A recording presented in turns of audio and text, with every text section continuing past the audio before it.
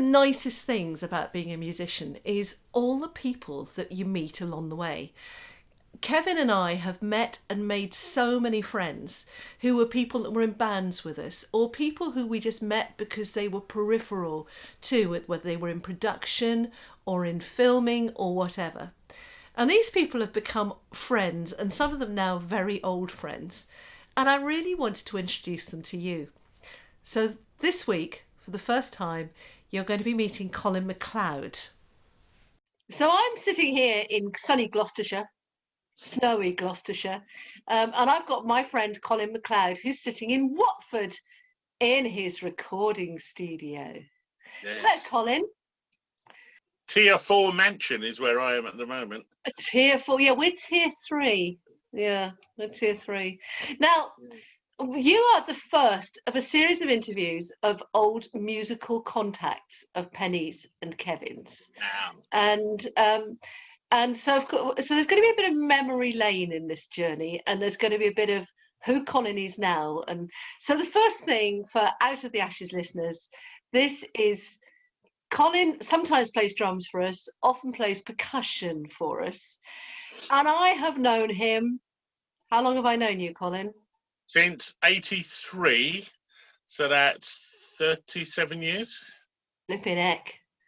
Yeah. And the first time we met, I walked into a garden shed in Elton.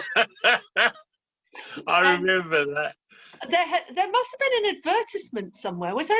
I used to pore over the back pages of Melody Maker. Melody Maker. That's where it looking would for have my been. big break.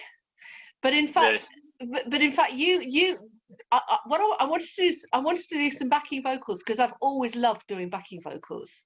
Yeah. And I found this ad looking for 2 backing vocalists. So I turned up on my own without a friend and arrived in this garden shed. And who was in there, Colin? Oh, it was Stephen, David, and Michael, who were the members of the band Tara Khan at the time.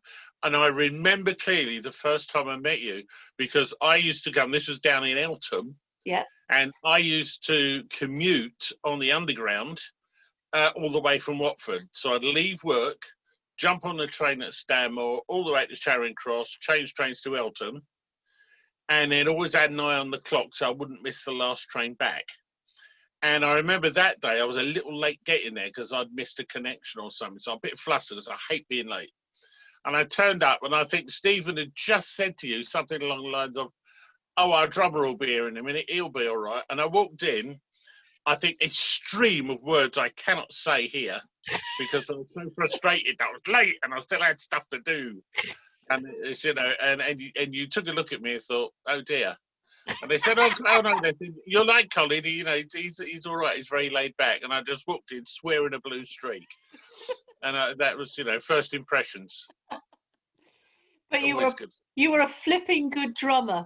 The thing that always fascinates me is when you meet a good drummer, the moment they pick up the sticks and hit 3 drums, you know, there's just a way they hit drums. It's just... Well, Ginger Baker once said quite famously, and you may not agree with this statement, of course I'm going to, Ginger Baker once said, you get an okay band and you put a great singer in them, they're an okay band with a great singer. You get an okay band, put a great guitarist in, they're an okay band with a great guitarist. Get an okay band and put a great drummer in, they're a great band. Actually, that's probably so true. And I have tended to find this when I saw a band in a pub, well, before the whole lockdown thing, about a year ago. And they were okay, the players were okay, but the drummer was so good, he just drove the whole thing forward. And I had to go and say to him after, I said, mate, what a gig. What do you make this band? Without him, they would have been terrible. Yeah. But, you know. So what happened to Tara Khan? Tara Khan were a kind of 80s sound, and they were good. Oh, yeah. I remember, the song I remember most of Tara Khan was No Valentino. And it was such fun putting backing vocals on that. It was a classic, do I dare say, kind of Duran Duran sound. Is that an okay thing to say? It was very, very Duran-y. I remember when I did the audition, which was in a studio near to the Natural History Museum in Queen's Gate in London. And I did the audition and I really, really wanted it. I remember it was a Sunday and I remember coming home and thinking, please phone me, please phone me. I really wanted the gig. And And then you when don't they wanna phoned go me back on and the tell- Monday, oh, no, but they phoned me on the Monday and they said, oh, you know, we've had to go with someone else. It was their manager. I can't remember the fella's name.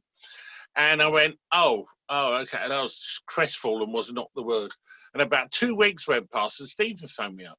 He said, listen, it's us from the band who came to see you the other week. I went, yeah? He said, look, there's been a real mistake. The manager lent on us because he wanted his mate to join on drums, and his mate was terrible. We all wanted you. It's a bit of a sauce, but do you think you'd still like the gig? I said, yes, definitely. And I came along for the second audition, and I still knew the songs. I mean, because they were that good. Those songs They were good. But why did it fall apart? Well, see, it's interesting you say the song "Ne Valentino." Am I allowed to say why it was called that? Go on then. Was it I Love Anita or something? That was it. The guitarist in the band was in love with a girl who used to come along to rehearsals sometimes, who, unfortunately, I think she might have been his girlfriend for a little while. But it's got to be said, the bass player in the band, the bass player in the band was a furiously handsome chap, David. Very cool. And they ended up hooking up together and married, and are still married. I saw them about a year ago at the O2, ran into them. I didn't recognise David. I totally recognise Anita because she hasn't aged a day from then. She looks exactly the same.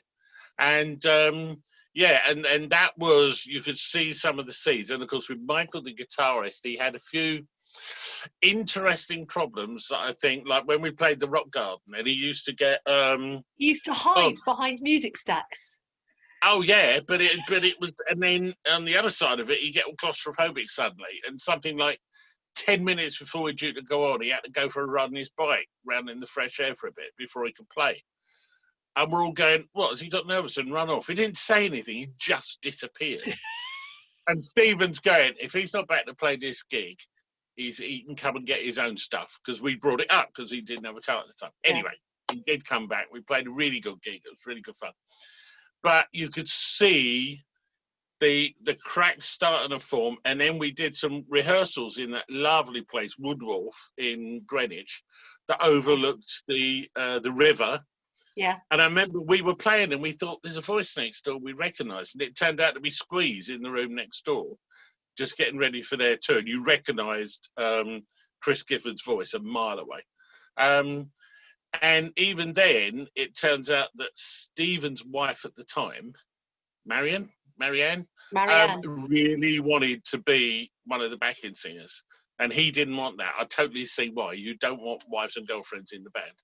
And Kevin's got a wife in the band. I think you should know this. Kevin has a wife in the band. You are the exception that proves the rule. Most times you definitely do well. And funny enough, it's a terrible thing to say in these modern times. A lot of male musicians I know will not be in bands with women, except because they're trouble. Sooner or later, someone in the band starts a relationship with the woman, and then you can't have a sensible conversation with anybody because it becomes us and them. Someone becomes and offended. sadly, I've seen this out there. And you look at Planet Funk, as a band I loved in the 90s, put together by my chum Charlie, who I don't think you ever met. And he put together this 70s funk covers band. It was really good, 6-piece, really stormed. And he put it together with his girlfriend at the time, and it was their baby, and they did really well. And then they started to fall apart a bit, and her answer to that was just to drink more and more every night when we were gigging, and get very abusive towards him. It was not fun to watch. Very, very difficult. And in the end, I jumped ship because I started to get caught in the middle because I knew them both for so long. And you get close. You get close in a band, and that's one of the difficulties. You do get close to each other. So when cracks start forming, they are so apparent. Yes, and I think one of the reasons that I drifted during this time, I started to do more and more theatre stuff. Initially, just playing in the pit. Yeah. But then I got into, when I was working for Jim, and he needed someone to do a scene. And it was a sword fighting scene that had to be in time to the music. He said, "You're the only one who can do it." So I thought, well, I'll have a go. And of course, you know what I'm like. Bit of spotlight. Oh, yes, please. And I was all over that. And I found when I was doing acting and when I was doing theatre, what I liked about it was it had a definite start and a definite end. So if there was someone in the company who you weren't really getting on with well, or if the director was a bit of an ear, then you'd think, I said here because I didn't want to say us. Fair enough. Then it was just, you just thought, it's okay, I've only got to put up with this for another month or 2 months, and then I sail away in the distance, and it didn't worry you. Whereas for a band, there's no end to it. It is exactly as you say, it's family. Yeah. But consequently, even when you leave, it's difficult. Yeah. And Kenny once said to me after I'd left Planet Funk, and about a month, 2 months, more than that later, they were playing fairly closely. She said, do you want to go and see them play? I said, funny enough, no, because I can only like it. So I said, well, you go and see a band you used to play in, and there's your replacement sitting there. And now the relationship you used to have with them, they've now got with him or her.